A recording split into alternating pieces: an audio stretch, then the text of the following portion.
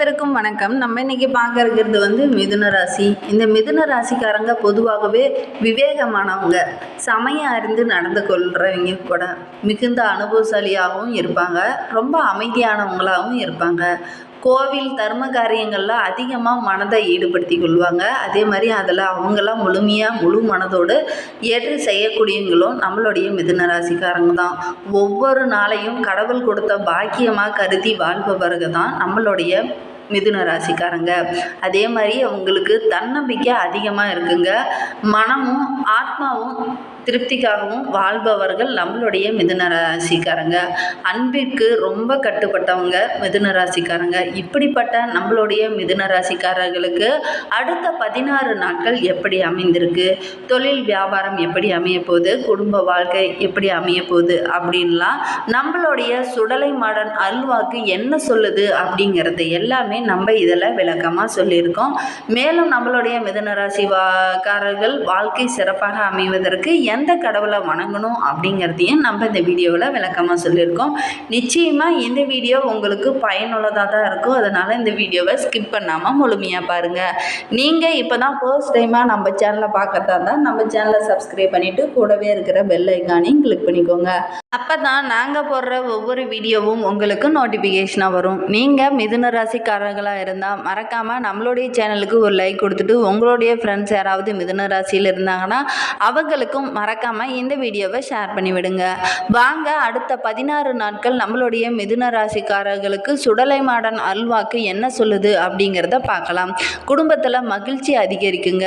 வீட்டில் சிறிய அளவில் வளைகாப்பு அல்லது பெயர் சூட்டு விழா போன்ற சுப நிகழ்ச்சி ஏதாவது ஒன்று நடைபெறுவதற்கான வாய்ப்பெல்லாம் இருக்குங்க. அதே மாதிரி பணப்புழக்கம் இந்த வாரத்தில் எந்த பிரச்சனையும் இருக்காதுங்க. இந்த வாரம் சிறப்பாகவே இருக்குது. ஒரு அளவுக்கு பண தட்டுப்பாடெல்லாம் இதற்கு முன்னாடி வாரத்தில் இருந்திருக்குங்க. இனி இந்த 16 நாட்கள் உங்களுக்கு பணப்புழக்கம் சிறப்பாகவே இருக்குது. இழுபறியாக இருந்த அரசாங்க காரியங்கள் கூட மிகுந்த பிரச்சனையாக இருந்தது கூட உங்களுக்கு சாதகமான முடிவுலாம் கிடைக்கிறதுக்கான வாய்ப்பெலாம் இருக்குது. அதே மாதிரி உறவினர்கள் மூலியமாகவும் உங்களுக்கு நிறைய ஆதாயங்கள் கிடைக்கிறதுக்கான வாய்ப்பெலாம் இருக்குது. சில பேருக்கெல்லாம் குழந்தை பாக்கியம் கிடைக்கிறதுக்கான வாய்ப்பும் இருக்குது. தடைப்பட்டிருந்த புதிய முயற்சிகள், அதாவது இனிமையான ஒரு விஷயம் உங்களை தேடி வர இருக்குதுங்க. அதே மாதிரி இனிமையான ஒரு செய்தி உங்களுக்கு நிச்சயமாக இந்த 16 நாட்களில் உங்களுக்கு கிடைக்கிறதுக்கான வாய்ப்பு நிறைய இருக்குது. வீட்டில் நல்ல ஒரு பொன் பொருள் சேர்க்கையெல்லாம் உண்டாகுங்க. வீட்டுக்கு தேவையான ஆடம்பர பொருள் எல்லாம் வாங்கி ரொம்ப மனமகிழ்ச்சியாக இருப்பீங்க. பிள்ளைகளாலும் ரொம்ப மகிழ்ச்சியாக இருப்பீங்க. வீட்டில் ஏதாவது ஒரு சுப நிகழ்ச்சி நடைபெறத்துக்கான வாய்ப்பெலாம் இருக்குது. அதே மாதிரி கணவன் மனைவியிடையேவும் நல்ல ஒரு ஒற்றுமை அதிகரிக்கும் நாட்களாக தான் இந்த 16 நாட்கள் உங்களுக்கு அமைந்திருக்கு. அதே மாதிரி பிரிந்த கணவன் மனைவி கூட இந்த 16 நாட்களில் ஒன்று சேர்ந்து வாழ்வதற்கான யோகம்லாம் இருக்குது. தந்தையுடன் ஏற்பட்டிருந்த பிரச்சனைகள், கருத்து வேறுபாடெல்லாம் படிப்படியாக குறைந்து நல்ல ஒரு முன்னேற்றம் இருக்கும். நல்ல ஒரு ஒற்றுமையும் அதிகரிக்கும். தந்தை வழி உறவினர்களால் உங்களுக்கு ஏதாவது ஒரு அனுகூலமான பதில் கிடைக்கிறதுக்கான வாய்ப்பு இருக்குது. அதே மாதிரி அக்கம் பக்கத்தில் இருக்கிறவங்கிட்ட தேவையற்ற பிரச்சனையெல்லாம் ஏற்படுறதுக்கான வாய்ப்பெல்லாம் இருக்குது. கொஞ்சம் பொறுமையாக இருக்கிறது நல்லது. அக்கம் பக்கத்திடம் பேசும்போது கசப்பான வார்த்தைகளை கொஞ்சம் பயன்படுத்தாதீங்க. நீங்கள் விளையாட்டாக எதையாவது ஒன்று பேச போய் அது பெரிய பிரச்சனையாக மாட்டிக்கிறதுக்கான வாய்ப்பெல்லாம் இருக்குது. முடிந்த அளவுக்கு அவங்கக்கிட்ட கேர்ஃபுல்லாக பேசுங்க. அதே மாதிரி இளைய சகோதரர்களை அனுசரித்து செல்வது ரொம்பவும் நல்லது. சின்ன சின்ன பிரச்சனைகள் அவங்களால உங்களுக்கு வந்துக்கிட்டே இருக்கும். அதனால் உங்களோட கூட பிறந்த தம்பி அல்லது தங்கை இவங்கக்கிட்ட கொஞ்சம் அனுசரித்து செல்வது நல்லது. சின்ன சின்ன பிரச்சனைகளும் சின்ன சின்ன சண்டைகளும் வர்றதுக்கான வாய்ப்பெலாம் இருக்குது. கொஞ்சம் கவனமாக இருங்க. முக்கிய முடிவுகளை குடும்ப பெரியவர்களுக்கிட்ட ஆலோசனை கேட்டு அதன் பிரகாரம் நடக்கிறது ரொம்பவும் நல்லது.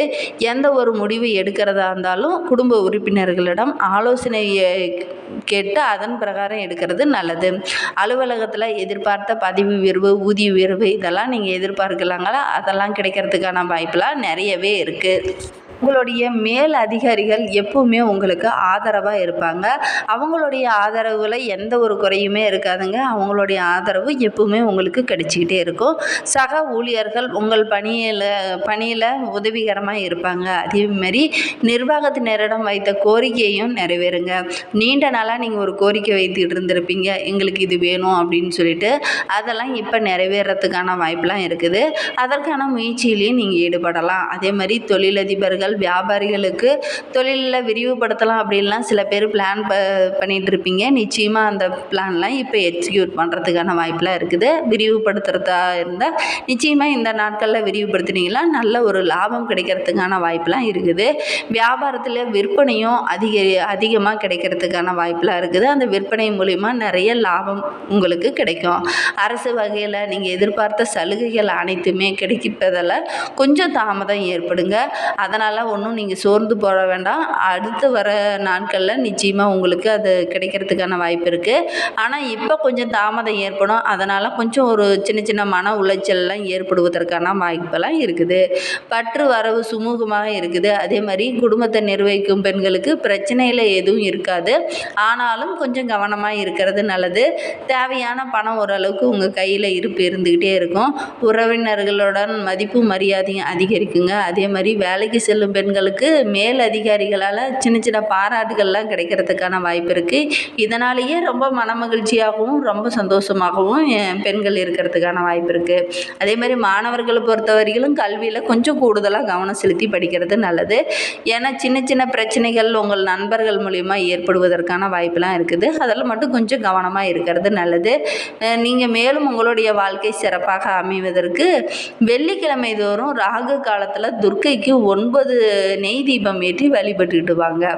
வெள்ளிக்கிழமையில மறக்காமல் ராகு காலம் அப்படின்னு பார்த்தீங்கன்னா ஒரு 11 மணிக்கு மேலே தான் ஆரம்பிக்கும். அந்த டைமில் நீங்கள் நெய் தீபம் ஏற்றி, அதாவது 9 நெய் தீபம் ஏற்றி வழிபட்டுடுவாங்க. நிச்சயமாக நிறைய நன்மைகள் உங்களுக்கு கிடைக்குங்க. நம்பிக்கையோடு இப்படி 9 வெள்ளிக்கிழமை 9 நெய் தீபம் ஏற்றி வழிபட்டுடுவாங்க. உங்கள் வாழ்க்கை டோட்டலாக மாறிடுங்க. நீங்களே செய்து பார்த்துட்டு எங்களுக்கு கமெண்ட் பண்ணுங்கள். நிச்சயமாக உங்களுடைய வாழ்க்கை மிகப்பெரிய மாற்றம் ஏற்படும். நம்பிக்கையோடு நீங்கள் இப்படி செய்துட்டு வாங்க. வெள்ளிக்கிழமை தோறும் ராகு காலத்தில் செய்யுங்க. இந்த 16 நாட்களில் உங்களுக்கு அதிர்ஷ்டமான நாட்கள் அப்படின்னு பார்த்தா மே 25, 26, அதே மாதிரி ஜூனில் 1, 4, 8 ஆகிய நாட்கள்லாம் உங்களுக்கு அதிர்ஷ்டமான நாட்களாக அமைந்திருக்கு.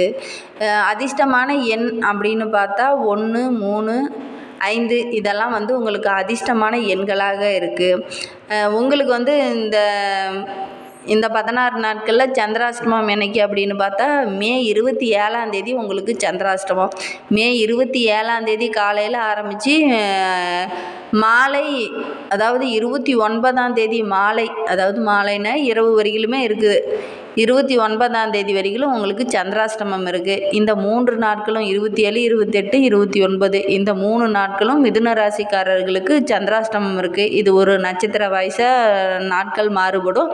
ஆனால் இந்த 3 நாட்களும் சந்திராஷ்டமம் இருக்குது. அன்றைய தினம் நீங்கள் புதிதாக ஏதாவது முயற்சி செய்கிற மாதிரி, அதாவது புதிதாக தொழில் தொடங்கலாம், புதிதாக ஏதாவது கணக்கால் போடுற மாதிரி, இந்த வீடு கட்டுறதுக்கு மனை சம்மந்தமான இதில் நீங்கள் டாக்குமெண்ட் ஏதாவது ரெடி பண்ணுறதா இருந்தால் அன்றைய தினம் வேண்டாம். அதே மாதிரி ஸ்கூலில் அட்மிஷன் போடுற மாதிரியா இருந்ததுன்னா இந்த சந்திராஷ்டம நாட்களில் வேண்டாம். அதே மாதிரி காலேஜ்லேயோ அல்லது புதிதாக ஏதாவது வேலையில் ஜாயின் பண்ணுற மாதிரியே இருந்துச்சுன்னா இந்த சந்திராஷ்டம நாட்களில் கொஞ்சம் அவாய்ட் பண்ணிவிட்டு ஒரு நல்ல நாட்களாக பார்த்து நீங்கள் வேலையில் தொடங்குனீங்கன்னா நிச்சயமாக மேலும் மேலும் உங்களுடைய வாழ்க்கையில் சிறப்பான முன்னேற்றம் அனைத்துமே கிடைக்குங்க. சந்திராஷ்டம நாட்களில் பொதுவாக நல்ல காரியம் செய்வதற்கு ஏற்ற நாட்கள் இல்லை. மிதுன ராசிக்காரர்கள் இது நல்ல காரியம் செய்வதற்கு ஏற்ற நாட்களாக இந்த 27, 28, 29 3 நாட்களும் ஏற்ற நாட்களாக இல்லை.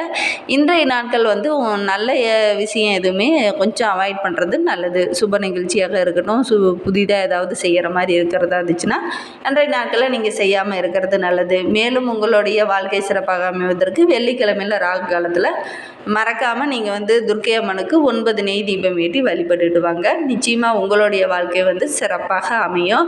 நீங்களே செஞ்சுட்டு எங்களுக்கு கமெண்ட் பண்ணுங்கள். இந்த மாதிரி பயனுள்ள தகவலை நீங்கள் தொடர்ந்து கேட்கணும்னு நினச்சிங்கன்னா நம்ம சேனலை சப்ஸ்கிரைப் பண்ணிவிட்டு கூடவே இருக்கிற பெல் ஐக்கானையும் கிளிக் பண்ணிக்கோங்க. அப்போ தான் நாங்கள் போடுற ஒவ்வொரு வீடியோவும் உங்களுக்கு நோட்டிஃபிகேஷனாக வரும்.